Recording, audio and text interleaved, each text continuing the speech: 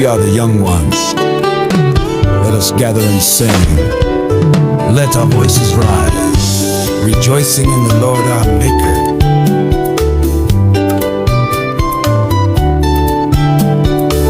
Do not cling to that world in vain.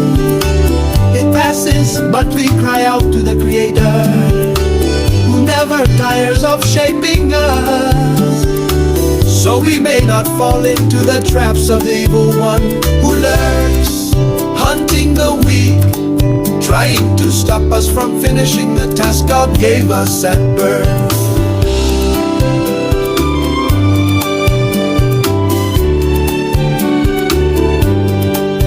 If you, Lord, have called me to serve, come dwell among us, convince us.